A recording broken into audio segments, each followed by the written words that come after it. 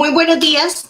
En nombre de la 23ª edición de Cátedra Europa, les damos una muy cordial bienvenida a la conferencia Octavo Seminario Internacional de Educación e Infancia, Educación y Migración, Encuentro de Culturas en Escenarios Educativos, para la cual contamos con la especial participación de los conferencistas Alfredo Cohen, de la Asociación Cultural El Parlante, Lola López, del Centro de Estudios Africanos e Interculturales, y Elsa Escalante Barrios, Universidad del Norte.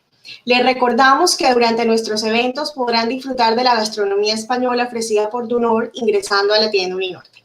A continuación, los dejamos con Andrea Laforí, quien estará acompañando la sesión. Bienvenidos. No olviden dejar sus comentarios. Gracias. Buenos días, Ángela. Muy buenos días a todos. Bienvenidos. Soy Andrea Laforí, docente e investigadora del Instituto de Estudios en Educación de la Universidad del Norte, y estaré acompañándolos como moderadora de este panel titulado Discriminación y vulneración a población migrante, estrategias socioeducativas que contribuyen a mitigar algunas problemáticas, en el octavo Seminario Internacional de Educación e Infancia, Educación y Migración, Encuentro de Culturas en Escenarios Educativos, organizado por el Instituto de Estudios en Educación de la Universidad del Norte en el marco de Cátedra Europa Virtual. En nombre del IES, les doy nuestro profundo agradecimiento por estar aquí. Es para nosotros fuente de alegría que hayan aceptado coincidir en la mañana de hoy para dialogar juntos acerca del fenómeno migratorio y los procesos de educación y socioeducación vinculados a esta realidad intercultural. Saludamos a nuestros invitados especiales, a quienes también agradecemos. Doctor Alfredo Cohen Montoya, quien es comunicador social y periodista de la Universidad del Norte, magíster en documental creativo por la Universidad Autónoma de Barcelona y PhD en educomunicación por la Universidad Pompeu Fabra. Es profesor invitado de la Universidad Autónoma de Barcelona y de la Universidad Pompeu Fabra, así como de la Universidad del Norte y la Universidad Autónoma del Caribe, aquí en Barranquilla. Es fundador y coordinador general de la Asociación Cultural El Parlante desde el 2009, un emprendimiento social especializado en el diseño, implementación y evaluación de estrategias educomunicativas, en el que ha desarrollado más de 300 proyectos impactando a más de 5,000 participantes, especialmente jóvenes y personas mayores. También ha sido asesor de varios ayuntamientos de Cataluña y formador de la Diputación de Barcelona. Bienvenido, doctor Cohen. También saludamos a la doctora Elsa Escalante, quien es doctora en Ciencias Humanas con énfasis en estudios de infancia, juventud y familia de la Universidad de Nebraska-Lincoln. Magíster en Educación de la Universidad del Norte, especialista en docencia universitaria de la Universidad del Norte y licenciada en Pedagogía Infantil de la misma universidad. Actualmente se desempeña como docente e investigadora del Departamento de Educación de la Universidad del Norte y es coordinadora académica de la Maestría en Educación. Sus intereses investigativos están orientados a la concepción de infancia, entornos de infancia, desarrollo infantil, atención integral a la infancia y agentes educativos. Bienvenida, doctora Escalante. Saludamos también a la doctora Lola López, licenciada en Geografía e Historia, especialista en Antropología Cultural. Ha sido comisionada de Inmigración, Interculturalidad y Diversidad del Ayuntamiento de Barcelona, en España. Y desde el 2012 es directora del Centro de Estudios Africanos e Interculturales. Ha trabajado como formadora en temas de sociedades africanas, sobre todo de África Occidental, interculturalidad, convivencia y migraciones. Cuenta con amplia experiencia en investigación y en temas migratorios. Es investigadora asociada del Grupo de Investigación Consolidado Multiculturalismo y Género de la Universidad de Barcelona. Miembro de la Mesa para la Diversidad en el Audiovisual en el Consejo del Audiovisual de Cataluña y miembro fundador del colectivo Stop a los fenómenos de islamofobia. A todos ustedes, muchas gracias y bienvenidos. Aprovecho también para ofrecer mis más sinceros agradecimientos a todos nuestros participantes, aliados, pares, colegas, estudiantes de pre- y posgrado, profesores, redes y amigos. Valoramos sus esfuerzos y disposiciones por acompañarnos en este espacio de interlocución, aprendizaje y enriquecimiento mutuo. Sean todos y todas bienvenidos y bienvenidas. Bueno, Para comenzar entonces y darle la palabra a nuestros reales protagonistas de esta mañana, comenzaré lanzando una primera pregunta orientadora a partir de la cual ir centrando la discusión alrededor de este tema de migración, y es la siguiente: ¿cuáles son, según su experiencia, las principales problemáticas o necesidades que experimentan los niños y niñas de familias migrantes en sus escuelas y comunidades de acogida? Agradecería que comenzase la intervención el doctor Cohen. Bueno, se me escucha, ¿no? Gracias a todas por estar, y en especial a la Universidad del Norte, a la Cátedra Europa, a Andrea. La verdad es que, pues, que es emocionante acompañarles desde aquí, además porque soy egresado y Uninorte para mí es mi casa, aunque esté lejos. Hace 14 años vivo en Cataluña y en Barcelona, y bueno, y por eso también creo que al vivir la experiencia migratoria en primera mano, aunque con ciertos privilegios, porque vine a estudiar un máster y no como muchas otras familias, sí es verdad que, digamos, el tema me interpela y me atraviesa, y que al mismo tiempo llevo pues años trabajando con institutos, con colegios, con personas jóvenes y con personas también mayores, a partir de esto que se explicaba en la introducción, de una entidad que se llama El Parlante, y con la cual hacemos proyectos de intervención, de comunicación y de educación. Yo no sabría si puedo abarcarlo todo y rápidamente una pregunta como esa, porque siento que hay como muchas problemáticas que atraviesan las familias migrantes, y yo me dedico quizás a una parte de esas problemáticas y una parte pequeña, pero se me ocurre decir que el idioma, obviamente, al principio puede ser una barrera, pero que no es la barrera fundamental. Pienso sobre todo en jóvenes con los que trabajo en el aula de acogida, que es una aula que hay en la mayoría de institutos donde acogen a personas de origen migrado, y lo primero pues es que puedan adquirir los conocimientos de la lengua común, que en Cataluña es el catalán, en el entorno educativo, y a partir de ahí pues poder hablar. Pero esto es una cosa ahí como que no es mi tema, y que por eso solo mencionarla, porque creo que es como una primera barrera que los chicos y chicas tienen que superar para poder hacer parte del sistema educativo con normalidad, y la verdad es que creo que es una barrera que relativamente fácil se supera. Luego hay barreras de desconocimiento, o porque no, al llegar a un país nuevo, al llegar a una nueva cultura, pues no conoces algunas cosas de cómo funciona la sociedad y de cómo funcionan ciertos equipamientos y cómo funciona el barrio y qué posibilidades tienes, que los deberes quedan muy claros rápidamente para las personas migradas, pero muchas veces no sus derechos. Entonces quizás también conocer sus derechos es importante.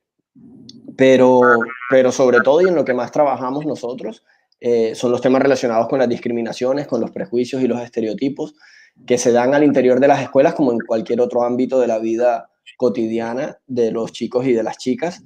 Entonces ahí sí que ponemos el énfasis desde el Parlante y desde el trabajo que hacemos en discutir, en reflexionar, en pensar, en crear espacios de diálogo al interior de los institutos para hablar estos temas. Unos temas que atraviesan como muchas esferas de la sociedad, y que van desde el comentario prejuicioso, estereotipado en el aula, hasta el discurso de los grandes medios de comunicación. En España la extrema derecha está subiendo en el Parlamento, los discursos de odio son repetitivos, es una de las amenazas en estos momentos. Ayer había un artículo sobre eso en el periódico, sobre la radicalización de la gente blanca con discursos racistas, y toda la derecha que crece con Donald Trump y Bolsonaro y este tipo de políticas de extrema derecha. Pues España no es ajena a esa. Entonces, ese discurso está en los medios de comunicación, está en la política y está en algunos partes, espacios de los barrios y de los propios institutos, de manera más o menos moderada. Entonces, es verdad que eso existe, pero también es verdad que existe no solo el Parlante, sino un mundo de entidades de asociaciones pequeñas de barrios, de ONGs, de profesores, de gente del común, particulares, que entienden que la diversidad es una riqueza y que desde allí trabajan para defender la pluralidad y la interculturalidad. Entonces, pues desde ahí venimos trabajando para desmontar esos rumores, esos estereotipos, esos prejuicios no sustentados y que pueden generar discriminaciones. Y yo creo que una problemática que nunca se menciona mucho, o sea, que no se menciona mucho, pero que está presente y que aparece en los talleres que hacemos, sobre todo con jóvenes, con niños y niñas de los institutos que acaban de llegar, es el tema del duelo, es el tema como del acompañamiento emocional. Migrar significa también desprenderse de muchos lazos, de relaciones, y esos duelos a veces no terminan de ser tramitados, o ese acompañamiento. Además son procesos muy largos que no sé muy bien cuándo se acaban. Siempre las personas que hemos migrado, incluso muchos años después, seguimos teniendo media vida del otro lado, medio corazón en la otra lugar, en el lugar en el que nacimos y crecimos. Entonces, en esos momentos, para los adolescentes, creo que es muy importante encontrar espacios para ese duelo. Y bueno, y para ese acompañamiento. Y ahora con la pandemia podríamos hablar mucho tiempo más, pero creo que es más importante que estos jóvenes puedan expresar lo que están viviendo y cómo lo están viviendo, porque hay una pandemia, digamos, hay unas epidemias que funcionan en España, pero también otra que estamos viviendo en paralelo las personas migradas, que seguimos conectadas con nuestras familias que están en esa otra realidad. Ya está, no me alargo más. Muchas gracias, Alfredo, por tu intervención, por ponernos de manifiesto esas necesidades y problemáticas que desde la experiencia, incluso personal, has podido constatar alrededor de estos procesos migratorios. Doy la palabra entonces a la doctora Lola López para que, por favor, nos ayude también con su intervención alrededor de esta pregunta. Hola, buenos días. Os quiero agradecer también el que me hayáis invitado a la Universidad del Norte, a Cátedra Europa, y estar aquí compartiendo con vosotras y con Alfred, que lo tengo geográficamente más cerca, pero ahora mismo estamos todos aquí. Esto es muy interesante y muy agradable. La pregunta es compleja, es decir, como decía Alfred Cohen, es complicado de responder. Siempre nos dejaremos muchas cosas porque un proceso migratorio es algo que afecta al 100% de los aspectos de tu vida, es decir, el tema social, familiar, incluso el tema de los olores y los sabores, incluso, ¿no? Con lo cual hay toda una serie de problemáticas muy complejas. Pero refiriéndonos al ámbito en concreto de la escuela, yo también pienso que el primer problema, o como mínimo la primera dificultad, no tanto problema en tanto que es relativamente fácil de resolver, sería precisamente que los menores migrantes, la práctica totalidad de los alumnos recién llegados, no conocen la lengua en la que van a ser escolarizados en Barcelona, que es el catalán. Muchos de ellos no conocen ninguna de las dos lenguas oficiales, ni el catalán ni el castellano. Lógicamente, los menores que han migrado antes de la edad escolar o que son hijos de familias migrantes pero nacidos aquí no tienen esta dificultad. Pero bueno, es una dificultad que se resuelve con el tiempo, con aulas de acogida, con refuerzo en aprendizaje lingüístico, etc. Por lo tanto, superado ese primer obstáculo y de una manera mucho más general, lo que yo creo que es muy importante y que podemos detectar es que hay muchas problemáticas derivadas de un sistema escolar, es decir, de lo que es todo el sistema escolar, que no consigue, yo diría que a veces incluso ni lo intenta, adaptarse a una nueva realidad, es decir, a la presencia de una gran diversidad en el aula. Diversidad de orígenes, diversidad lingüística, diversidad religiosa y de creencias, etcétera, etcétera, etcétera. Y este sistema educativo, nuestro sistema educativo, sigue funcionando como si las alumnas y sus familias pertenecieran a un contexto social y cultural uniforme. Es decir, el sistema escolar ha tenido hasta el momento muy poca capacidad de adaptarse a una realidad que es nueva, pero que en realidad ya no es tan nueva. Es decir, estamos hablando de un porcentaje de población inmigrante importante desde hace 20, 25 años. Yo creo que eso se tendría que haber conseguido ya, pero no se ha conseguido como sistema. Por supuesto que hay muchos profesionales y muchos centros escolares que hacen un esfuerzo para adaptarse a ese contexto, pero frecuentemente lo hacen al margen de unas políticas educativas y de unas instituciones que no han hecho ese esfuerzo de adaptación. Y eso da lugar a situaciones de discriminación que pueden llegar a ser tan graves como la vulneración de los derechos de los menores. Por ejemplo, no aceptar a una alumna en el aula por llevar unos símbolos religiosos externos, algo que nuestra ley no ampara. O situaciones en las cuales los valores supuestamente universales de nuestra enseñanza entran en conflicto con valores familiares o de la comunidad. Hay algo que a nuestra escuela o a nuestro sistema escolar le resulta difícil a veces de aceptar, y que lo podríamos aprender de personas que vienen de otros países, que es que en la escuela se enseña y en la familia se educa. Y aquí hay una confusión a veces importante entre lo que es la enseñanza y la educación, y cuando desde la escuela se quieren transmitir unos valores que se consideran universales simplemente porque son los nuestros, pueden entrar en conflicto con aquellos valores en los que es educado el menor en su casa. Por otro lado, los alumnos de origen migrante encuentran algunos obstáculos propios del proceso migratorio, pero encuentran otros que son más persistentes y difíciles de salvar, que son obstáculos culturales, barreras que impiden su plena participación y la de sus familias, suspicacias en un sistema educativo en el que no se cuenta con los suficientes medios materiales y profesionales y en el que la atención a la diversidad se percibe como una sobrecarga de trabajo y con una cierta hostilidad en lugar de percibirlo como lo que realmente es, que es una riqueza y una oportunidad. Y ese tipo de problemáticas no se refieren tanto al currículum educativo, a las materias, que también, pero sino a aspectos más sociales y emocionales que afectan a los niños y niñas de origen migrante y que tienen que ver con su proceso de acomodación en esta sociedad, con su autoestima, con aquel bagaje que traen de origen, aquellos conocimientos, aquellas maneras de enfrentarse a la vida, y tienen que ver también con un proceso de adaptación de nuestra sociedad, de nuestro sistema educativo, a una realidad muy cambiante. Yo creo que el sistema educativo va muy por detrás de esa realidad.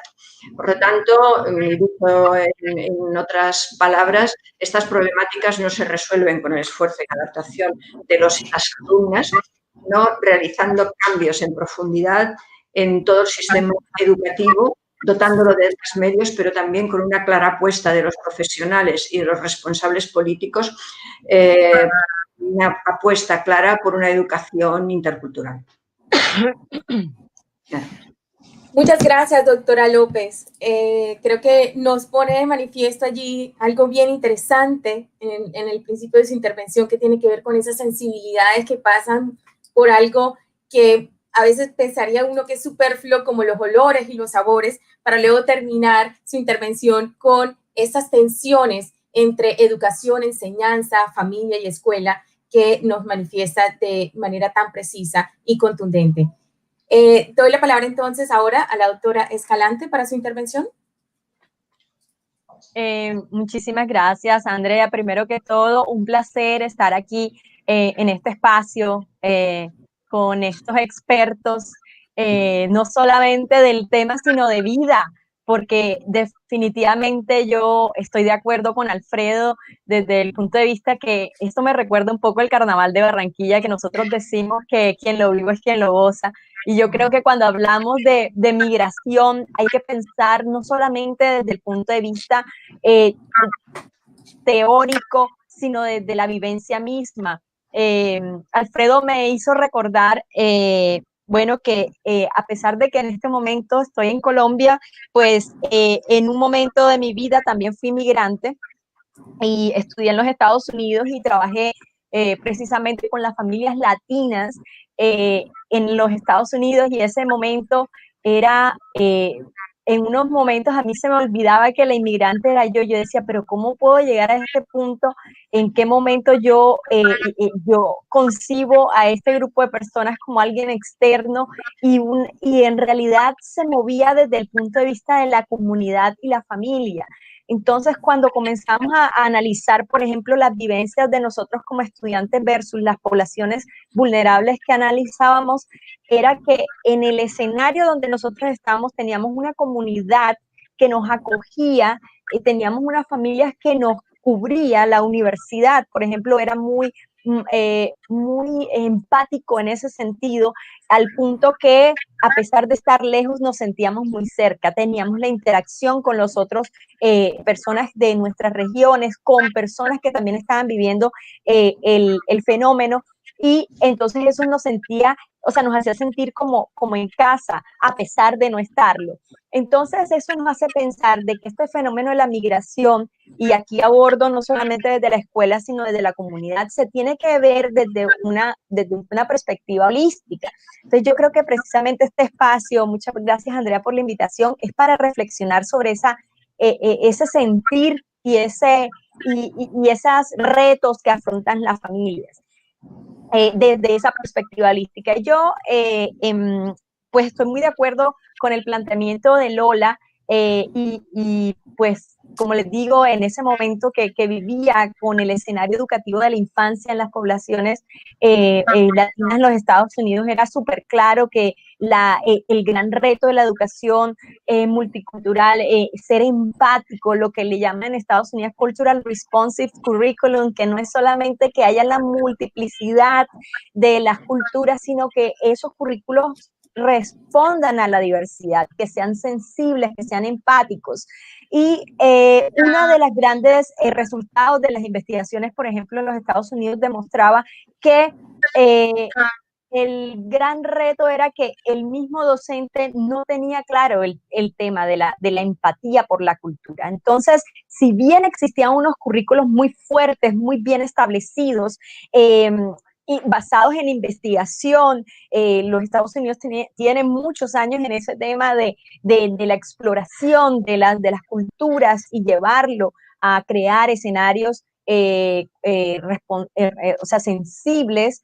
Sin embargo, todo eso se caía cuando se hablaba del tema del docente, porque el docente tiene que vivirlo, tiene que sentirlo, y además tiene que desarrollar esa empatía por cada una de las singularidades de los niños que están en el aula. Entonces, Lola, ahí coincido totalmente contigo, y definitivamente, independientemente del país, estos escenarios multiculturales lo viven de esa manera, la riqueza que va desde situaciones curriculares hasta el día a día, como decía Andrea, del oler, del sentir, del probar, del charlar, la añoranza, por ejemplo, del colombiano que está externo por una arepa. O sea, yo soy de las que no como arepa, pero resulta que a mí en ese momento me daba por comer arepa. Pues ese sentimiento de sentirse conectado es fundamental. Y bueno, esa es mi vivencia como migrante, pero cuando ya llego a Colombia, comienzo a explorar el tema de la migración. También era lo que también les quería compartir, porque cuando nosotros pensamos en la escuela lo tenemos que ver como un escenario que, digamos que está inmerso en toda una comunidad, y que además está en integración con un elemento muy clave que es la familia. Entonces nosotros con el Instituto de Medicina Legal y Ciencias Forenses y la Universidad del Norte estuvo analizando, haciendo un análisis secundario de los datos de los migrantes venezolanos, de las familias, de los menores de edad específicamente, para analizar qué tipo de situaciones se evidenciaban como elementos que vulneraban los derechos fundamentales de los niños. Es muy interesante porque fíjense que en los casos que están reportados del 2017 y 2018 en toda la región Caribe, que o sea, es una cantidad de población muy alta, resulta que nada más se reportaron 213 casos para población venezolana. esto, si uno lo interpreta así muy rápidamente, diría, óyeme, pero entonces la situación está bien, pero es que realmente no es eso. En un listado de 2017 y 2018, cuando encontrábamos más de 5.000 casos de vulneración de derechos, hablar de que solamente habían 213 casos de población venezolana, lo que muestra definitivamente es el tema del bajo reporte. Entonces la pregunta es, ¿qué es lo que sucede? Y eso ahí conecto con Alfredo, que decía, es que el problema es que no saben cómo manejar sus derechos, y ese es uno de los elementos claves. ¿Cómo hacemos que estas familias venezolanas, o en el caso cuando estaban en Estados Unidos de las latinas, supieran navegar en el Estado para poder reportar y poder cubrir su estado de vulnerabilidad de derechos? Entonces, obviamente, uno de los grandes retos es la migración irregular. Obviamente, el miedo a ser deportados hace que no se denuncien los casos. Entonces, vemos con mucha tristeza que uno de los elementos de eso, o sea, de lo clave de los 213 casos, lo que se mostraba es que la mayoría de los casos de vulnerabilidad se presentaban en el contexto familiar. Entonces, fíjense que me hace pensar que no es solamente que el contexto, la lengua, la escuela sea tu escenario, digamos, donde unas veces te sientes vulnerado, sino que, de hecho, la mayoría de los casos, más del 70% de los casos específicamente de presunto abuso sexual y violencia contra la niñez en términos físicos, la mayoría de los elementos se daban en la familia. Entonces, eso nos plantea que el reto no es solamente mirar la escuela y no solamente mirar la comunidad y la cultura, sino realmente centrarnos también en el tema de la familia. El primer escenario donde los niños, ya hablando particularmente de esta población, de los niños y los adolescentes, el mayor escenario donde tienen riesgo y donde tienen mayores riesgos de vulnerabilidad para estos niños inmigrantes definitivamente es su propia familia. Entonces necesitamos un trabajo definitivamente colectivo, integral, holístico, y definitivamente debemos apuntarle a ello, Andrea. Entonces, esto es lo que vemos pues de la experiencia personal de investigadora en el tema. Muchas gracias, doctora Escalante, por su testimonio, que también empieza como parte de experiencia de vida y cómo de repente se olvida ser migrante justo cuando se trabaja con migrantes, luego pasando por ese reconocimiento de la necesidad de que los maestros y maestras sean sensibles y sobre todo empáticos para poder crear esos currículos empáticos que valoren la diversidad. Y por último, para cerrar con ese esclarecimiento que nos hace de esta realidad de población venezolana en nuestro contexto de la región Caribe colombiana. Seguimos entonces conversando alrededor de estos temas y muy unido pues entonces a estas intervenciones que intentan recoger en esto que ustedes han bien considerado difícil, que es como categorizar las problemáticas o necesidades, porque coloquialmente podríamos decir que esto tiene tanto de largo como de ancho. Entonces, la siguiente pregunta está relacionada con las respuestas socioeducativas que según sus experiencias contribuyen a mitigar esto que hemos hablado de vulneraciones, de discriminaciones, de no reconocimiento de derechos a esa población migrante. ¿Y en qué sentido se expresa el impacto de tales iniciativas por las experiencias que ustedes tienen? Comienzo en este caso con la doctora López.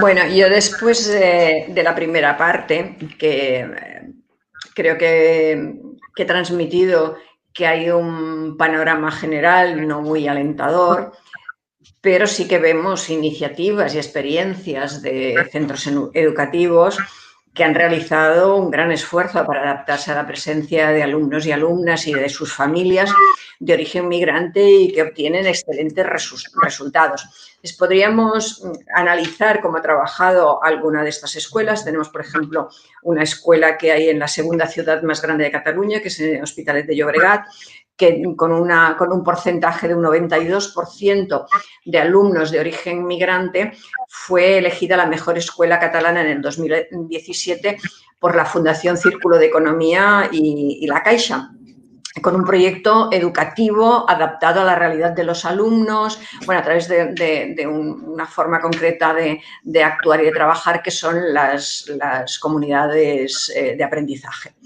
Entonces tendríamos este caso. Yo creo que es un caso muy interesante que analizar, pero yo prefería, dado que el tiempo es corto, hablar un poco más desde una perspectiva así general que se podría aplicar, o sea, que si se aplica en las escuelas, si esa mirada se aplica en las escuelas, puede mejorar estas situaciones. Y es el enfoque interculturalista en la escuela. Cuando hablamos de interculturalidad y de un enfoque interculturalista, hay diferentes tendencias en países de América Central, de América del Sur, pero también en otros lugares. Y yo creo que en Barcelona el modelo que se puede aplicar mejor, porque surge de un contexto mucho más parecido al de Cataluña y Barcelona, tiene sus raíces en Montreal, en Canadá, en el Instituto Intercultural de Montreal. Y aquí estaríamos hablando de un enfoque interculturalista aplicado a la escuela, que se basa en 3 principios fundamentales. El primer principio es trabajar por la no discriminación, por supuesto, por la igualdad de derechos y por la equidad en el acceso a esos derechos y a esas oportunidades. Porque a veces nos quedamos en la idea de que si todas las personas tienen los mismos derechos, ya está todo el trabajo realizado. Pero es que hay personas que lo que no tienen es la oportunidad de acceder ni siquiera a esos derechos. Como decía el doctor Cohen antes, muchas veces ni siquiera se conocen ampliamente esos derechos o cómo poder exigirlos, etcétera. Por lo tanto, no discriminación, igualdad de derechos y equidad en el acceso a esos derechos y equidad en el acceso a oportunidades en el ámbito educativo. Si hay que hacer cambios y modificaciones para que los menores de un determinado colectivo no queden atrás respecto a los otros, y hay que hacer unas políticas concretas para conseguir esa equidad de acceso a las oportunidades, hay que hacerlo. El segundo principio es conocer y reconocer la diversidad que tenemos en toda la sociedad y en la escuela en particular. No solo conocer los orígenes de las familias migrantes, su origen, su lengua, etcétera, sino hacer también un reconocimiento de aquello que esa diversidad cultural, religiosa, etcétera, está aportando a nuestra sociedad. Las aportaciones que se suelen reconocer son las aportaciones de tipo económico, ¿no? Personas que vienen, que fortalecen el ámbito laboral, que muchas veces hacen trabajos que los autóctonos no quieren, y bueno, un cierto reconocimiento de esos elementos de tipo económico existe, pero yo creo que hay un reconocimiento mucho más importante, sobre todo a nivel simbólico y a nivel de la propia identidad, de la propia autoestima, que es el reconocimiento de las aportaciones en cuanto a saberes, a prácticas, a estrategias, a maneras de entender el mundo que complementan la manera de entender el mundo, las prácticas y las estrategias de la sociedad mayoritaria. Por lo tanto, el segundo principio, muy aplicable en la escuela. En la escuela es quizá donde ese se podría aplicar mejor, es ese conocimiento y reconocimiento de la diversidad. Reconocimiento de la riqueza que implica para un aula tener a chavales que hablan 12 lenguas distintas.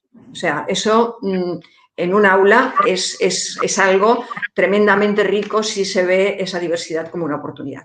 Y el tercer principio sería el del diálogo intercultural, es decir, trabajar porque haya una interacción positiva entre familias, escuela, alumnos, cada uno desde su propio lugar, cada uno desde su propia perspectiva de la vida, e incentivar a través de ese diálogo y de esa interacción la participación de las familias en la escuela. Por ejemplo, lo que he dicho antes de las comunidades de aprendizaje, se trabaja mucho eso, la participación de los padres y las madres con todo su bagaje migratorio, etcétera, en la escuela, para conseguir lo que al final yo creo que en términos, podríamos decir casi emocionales, pero que son muy importantes para el desarrollo de un menor, favorecer el sentimiento de pertenencia de esas familias y de sus hijos a la sociedad, al sistema educativo y al entorno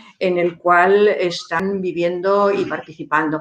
Yo creo que el mayor impacto de ese enfoque intercultural debería de ser la superación de la discriminación hacia alumnos y familias de personas migrantes, la discriminación hacia esa diversidad cultural, religiosa, etcétera, el reconocimiento de sus aportaciones a esta sociedad y aumentar su sentimiento de pertenencia tanto a la escuela como a la sociedad receptora. Para mí, trabajar en ese sentido siempre mejorará la adaptación a la escuela, el rendimiento escolar y la acomodación de esas familias en el nuevo lugar en el que han decidido vivir y en el que les tenemos que facilitar esa acomodación.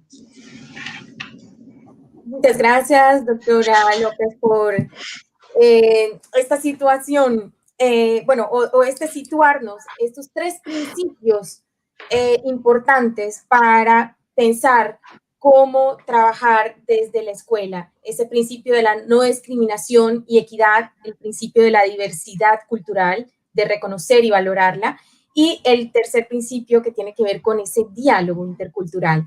Doy la palabra entonces al doctor Cohen para su intervención. Gracias, Andrea. ¿Me escucho a mí mismo? Ya apago yo, es porque... Vale, ahora, gracias.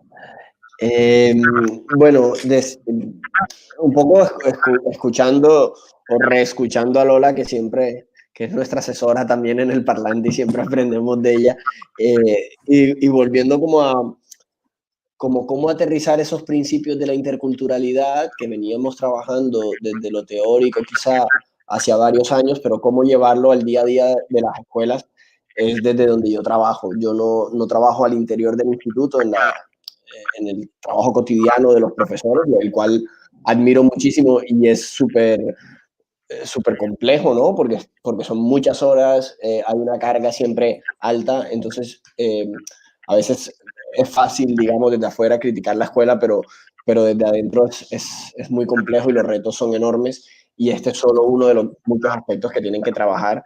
Así que, pues la mayor consideración a todos los profesores que se lo curran, que se lo trabajan, pero al mismo tiempo estoy muy de acuerdo con ella en que es un problema de sistema educativo, o sea, que el sistema educativo no se transforma a la misma velocidad que se transforma la sociedad, que asistimos a escuelas que siguen funcionando relativamente parecido a como funcionaban hace 50 o 100 años incluso, los propios edificios, las propias formas de entrar y de salir, el mismo utilización de los horarios, de los uniformes, en algunos casos, no en la escuela pública catalana, pero en las escuelas en general en Colombia siguen sucediendo, por ejemplo, el uso del timbre, es decir, la escuela de alguna manera se parece a esa fábrica de la era industrial que tendría que revalorarse, ¿no? en sociedades que son bastante distintas.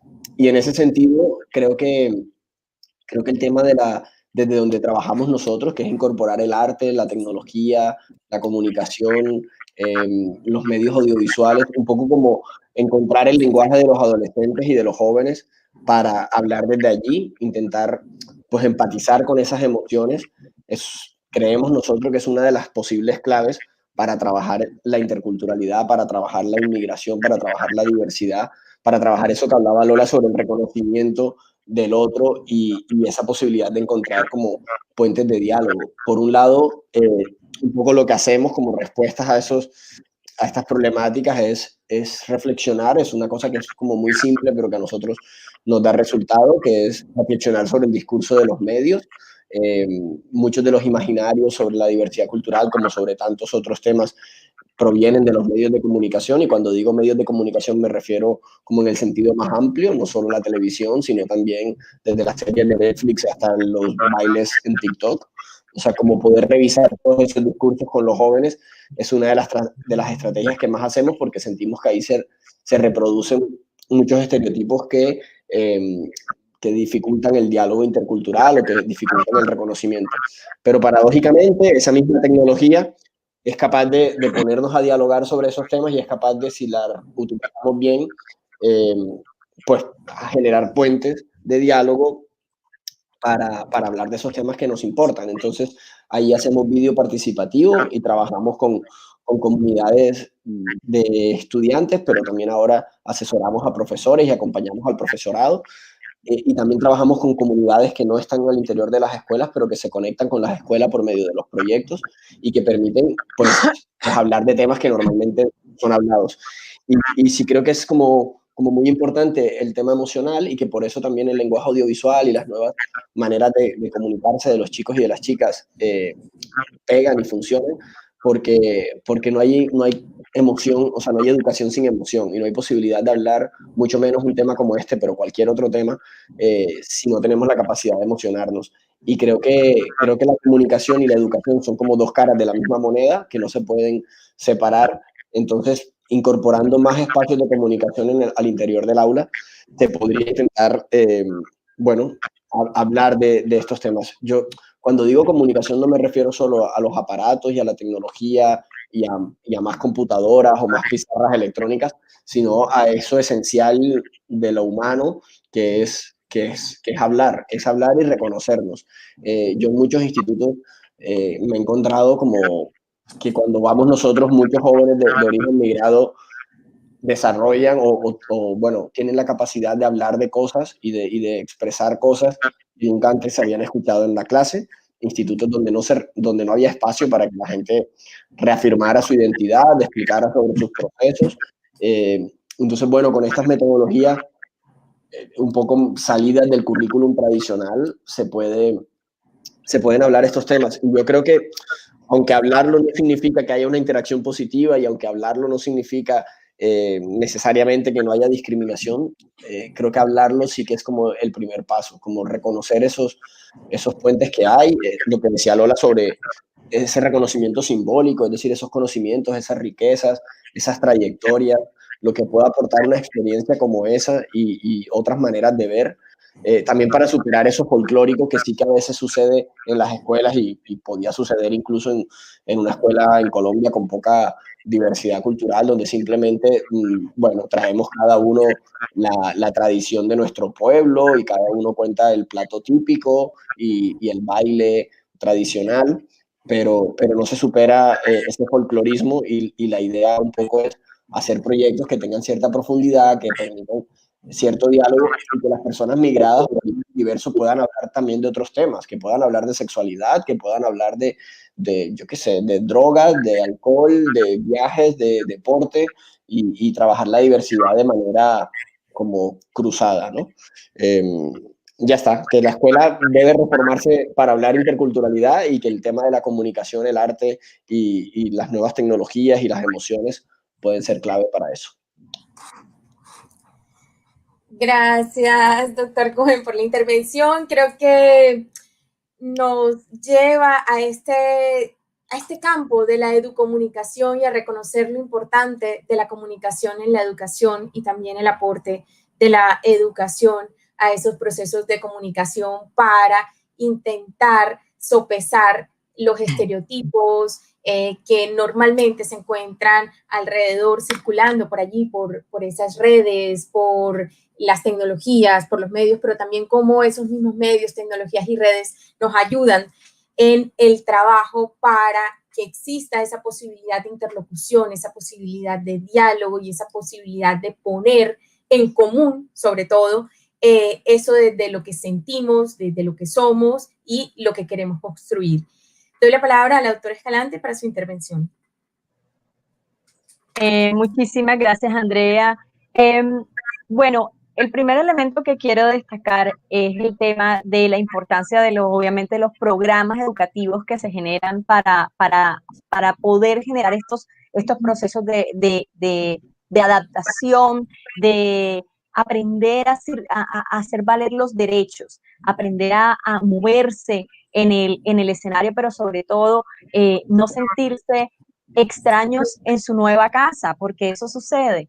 La realidad del inmigrante, ya sea voluntario o involuntario, es que tiene un nuevo escenario en donde definitivamente va a tener que acogerlo como propio, se va a adaptar, lo va a sentir, lo va a vivir, va a crear una identidad y una conexión con ese nuevo escenario.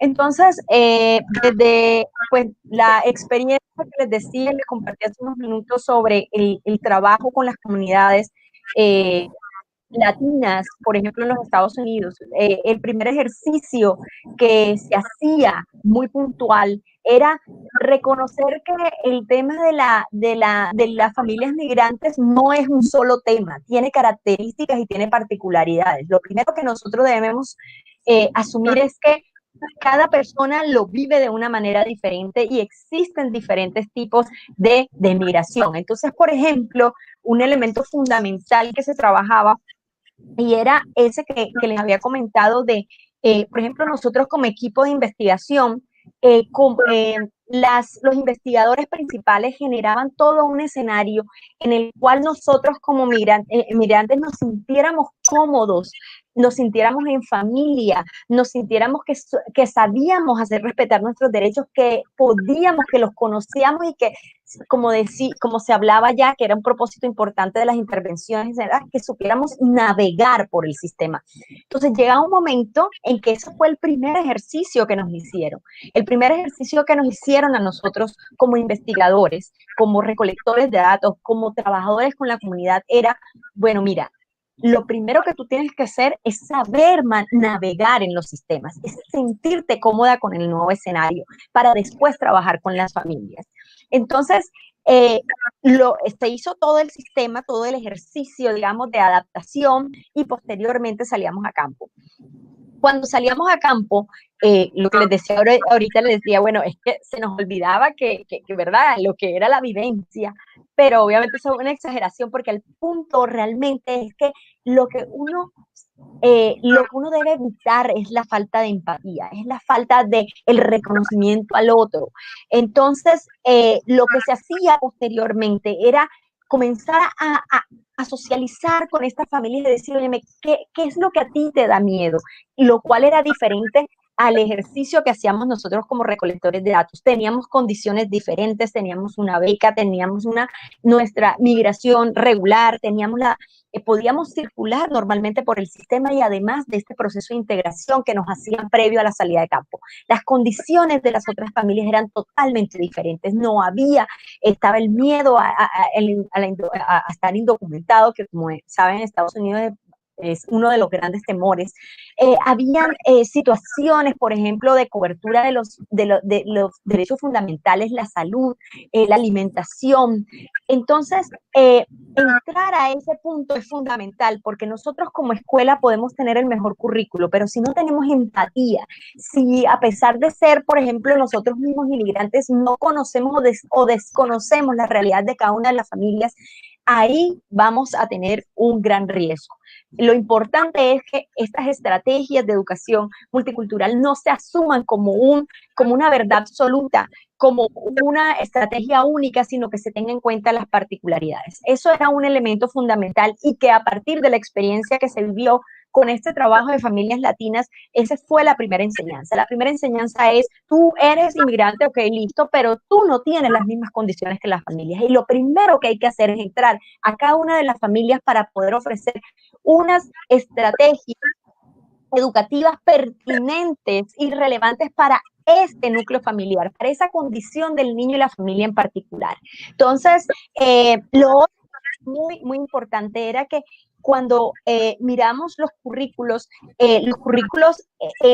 tenían la dificultad de que muchas veces eran creados desde la escuela para la familia. Entonces, realmente lo que se apuntaba en una segunda instancia era que estos procesos educativos vincularan desde el momento de la creación a las familias, porque son ellas las que saben sus realidades. Y estos currículos son cambiantes, porque lo que aplica para un grupo, ponle tú un grupo de estudiantes de 15, 20, ese grupo tiene unas particularidades, pero ya en el año siguiente había otro grupo totalmente diferente, con necesidades diferentes y por tanto no se puede asumir que esas estrategias socioeducativas eran aplicables para este segundo grupo. Entonces lo que se trabajaba con las familias latinas era comenzar a entender la particularidad, no olvidarse de las realidades de estos escenarios.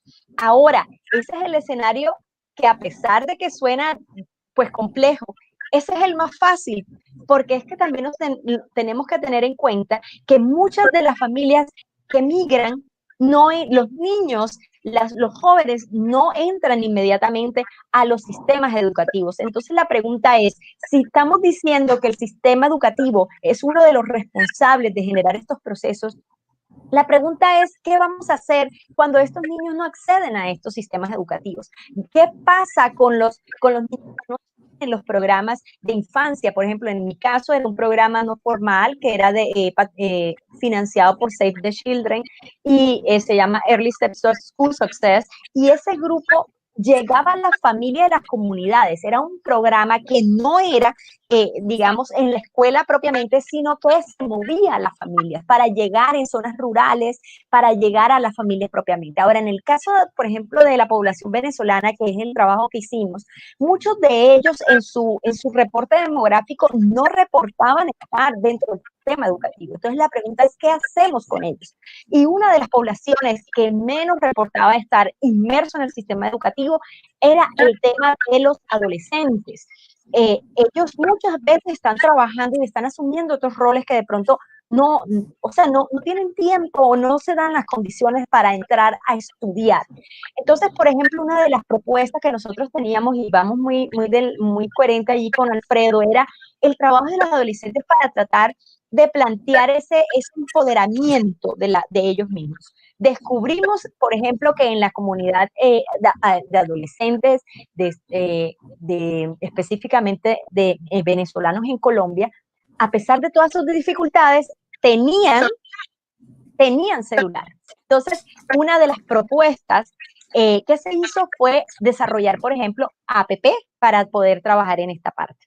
Y por otro lado, de las soluciones que tenemos, que se dieron a partir de este proyecto de las familias venezolanas con el Instituto de Medicina Legal, fue el trabajo de los corresponsables de la infancia dentro de la comunidad y fuera de la comunidad. Entonces se trabajó una cartilla que hablaba sobre el tema de cómo transitar y cómo rescatar este tema de cómo hacer valer mis derechos. Entonces, esas son unas dos soluciones que, digamos, que se plantearon a partir de ese análisis demográfico que se hizo de estas poblaciones inmigrantes. Entonces, la gran conclusión es, bueno, no todo está en la escuela porque muchas de estas familias no ingresan a la escuela. Segundo, cuando estamos en la escuela, no hay que asumir el currículo como algo generalizado, sino que hay que puntualizar. No hay que asumir que a pesar de que yo era inmigrante en ese momento, tenía unas condiciones particulares que no son necesariamente las de los demás. Entonces, no hay que olvidarse que el fenómeno de la inmigración es particular. Entonces, esas fueron las grandes enseñanzas, digamos, de la experiencia mía como investigadora en el contexto de Estados Unidos con familias latinas, que fue la gran enseñanza, no olvidar que todo es diferente. Y por otro lado, ya en Colombia, con el trabajo en las comunidades venezolanas, recordar que muchas de estas familias no se encuentran dentro del sistema educativo y por tanto debemos trascender, ir a la comunidad y llegarles, y sobre todo con los jóvenes, empoderarlos. Y bueno, si la tecnología, a pesar de las dificultades económicas, es una solución, pues entonces echemos mano de esto y tratemos de buscar una solución para ello. Muchas gracias, doctor Escalante, por su intervención. Creo que nos recuerda unos puntos también muy importantes.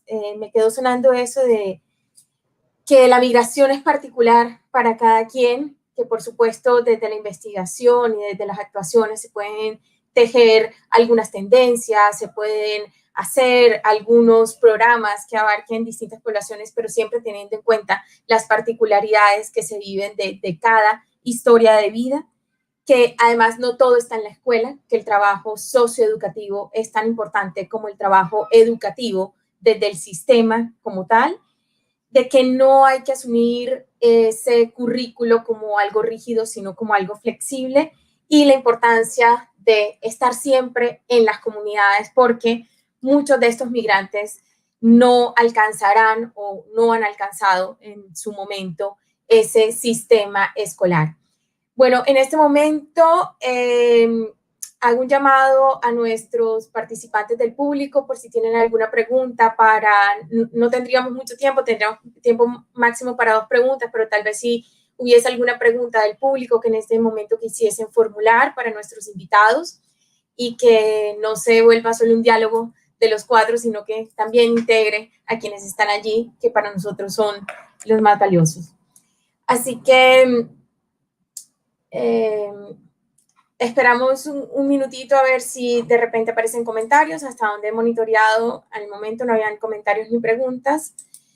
Y nos quedarían unos minutitos que desafortunadamente no podríamos dar la intervención a cada uno de nuestros invitados, pero tal vez si alguno quisiera intervenir pensando sobre la última preocupación, que entonces estaría relacionada como qué es aquello que hace falta entonces para que las políticas públicas y las prácticas sociales logren alinearse en función de la garantía de esos derechos. Voy a confirmar si hubiese alguna pregunta del público en este momento, sino para cerrar entonces con ello. No sé si ninguna aún. No sé quién de nuestros invitados quisiera concluir con alguna visión. Sé que igual, por compleja, no es fácil asumir, porque pensar en hacer esta congruencia entre las prácticas y entre las políticas no es algo que sea tan fácil. Pero de repente, ¿qué claves ustedes creerían que nos puede aportar alrededor de eso que hace falta para que tal vez en un futuro cercano podamos pensarlo? Lola.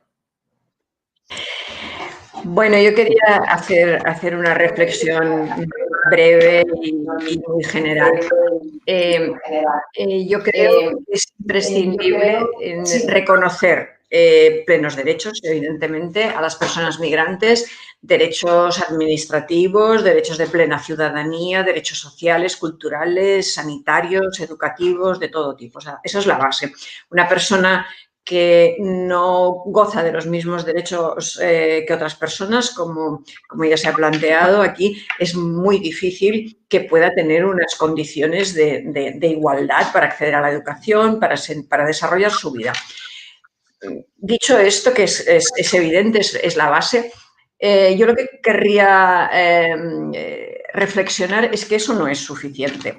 Es decir, si esos derechos no van acompañados de un reconocimiento social, de una aceptación por parte de la sociedad mayoritaria, de la diversidad presente en esa sociedad, sea esa diversidad de tipo cultural, económico, religioso, de capacidades, etc., las personas de origen migrante seguirán siendo consideradas socialmente como ciudadanos de segunda y objeto de discriminación, aunque sobre el papel, legalmente, gocemos todos de los mismos derechos. Por lo tanto, una gran lucha por esa igualdad de los derechos, pero no pensemos que con eso es suficiente. En otras palabras, y para acabar, yo diría que vencer el racismo en las instituciones, sean las instituciones políticas, educativas, económicas, la que sea, no va necesariamente acompañado de la desaparición del racismo social. Hay que trabajar en todos los niveles. Muchas gracias, doctora López. Bueno, entonces termino aquí dándoles de parte del público. Tuvimos un comentario que dice: felicitaciones y gracias por compartirnos sus conocimientos, de parte de Cindy Paula Pérez Miranda. Entonces, agradecerles a ustedes, nuestros invitados especiales en la mañana de hoy. Yo creo que nos iluminan con sus aportes para seguirnos pensando este diálogo continuo de lo que significa los fenómenos migratorios en nuestras sociedades, para seguir haciéndonos las preguntas que no están de más, que a veces pareciesen otra vez lo mismo, pero que, dadas las condiciones que tenemos en nuestras sociedades, son tan relevantes, tan pertinentes y tan idóneas una vez más. Así que muchísimas gracias por su tiempo, por su disposición, por el valor de sus aportes, y esperamos encontrarnos en una nueva oportunidad. Muchas gracias, doctor Cohen, doctor Escalante y doctora López. A todos los que se han conectado, decirles también que quedará el link del video en la plataforma de YouTube y que luego podremos verlo en diferido. Muchísimas gracias a todos. Doy la palabra a Ángela Rosales de la organización de Cátedra. Muchas gracias, Andrea. Gracias a nuestros invitados por su especial participación y a todos los asistentes por acompañarnos en esta sesión de Cátedra Europa. Los invitamos a apoyar la formación de más jóvenes talentosos por medio de nuestra campaña Más Becas, ingresando a la tienda Uninorte y a seguir conectados a la programación de Cátedra Europa virtual. Gracias.